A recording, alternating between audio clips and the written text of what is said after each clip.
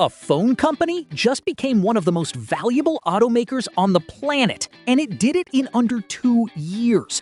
Xiaomi, yeah, the same brand that sells you budget smartphones and smart TVs, just delivered 410,000 electric vehicles in 2025, its first full year in the car business. That number already puts it ahead of brands like Rivian, Lucid, and Polestar combined.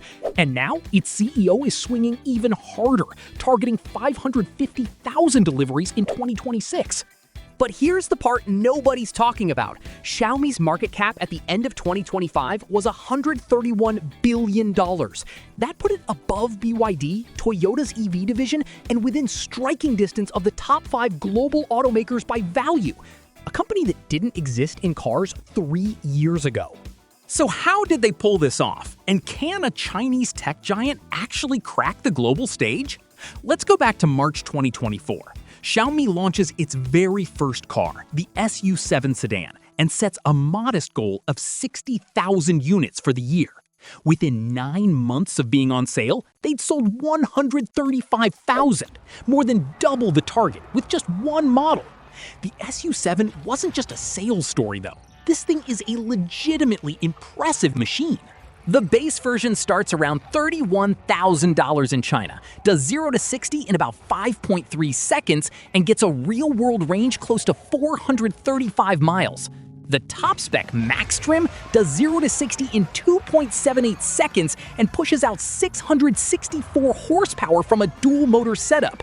For context, that's Tesla Model S territory, at a fraction of the price.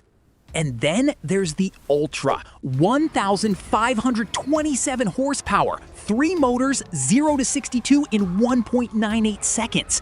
It set the Nürburgring record for the fastest production 4-door car ever, beating the Rimac Nevera and the Porsche Taycan Turbo GT. The price? Around $73,000 when it launched in February 2025. Porsche charges 4 times that for comparable lap times. That's the Xiaomi playbook in one sentence. Maximum specs, minimum price. It's exactly what they did with smartphones, and now they're doing it with cars.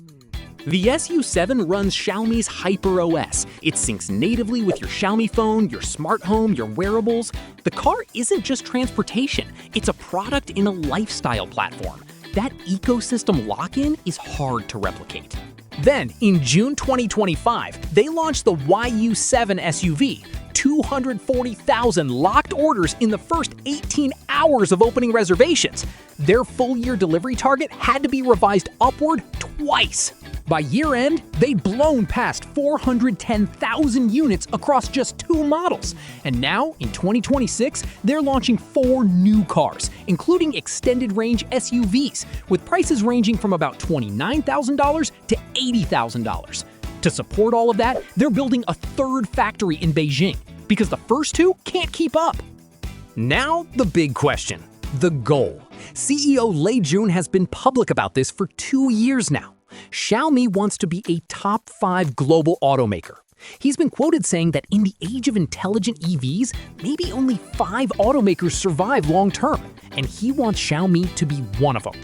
To reach top 5 by global volume, they'd need to be producing somewhere around 3 to 4 million vehicles a year. They're at 410,000. That's a long runway. And there are real walls to climb. In Europe, they've announced plans to enter in 2027, starting with Germany. They've opened an R&D center in Munich, and their CEO personally drove the SU7 1,300 kilometers from Beijing to Shanghai in a single day to prove the range. The EU tariffs on Chinese EVs are a headwind, but Chinese brands captured over 10% of European EV registrations by mid-2025, despite the tariffs. Xiaomi has brand recognition from its smartphone business there, which matters. In the US, though, the door is essentially shut.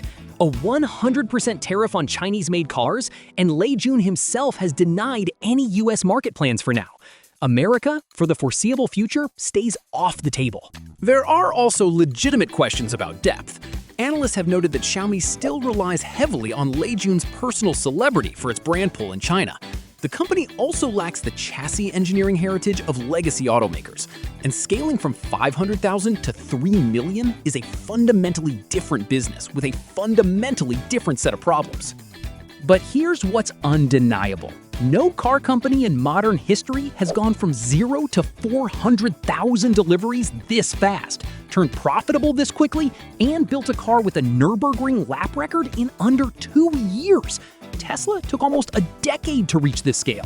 If Xiaomi can crack Europe in 2027, hit 1 million cumulative deliveries, which they're on pace to do, and keep building that tech ecosystem advantage, the top 5 conversation stops being hypothetical.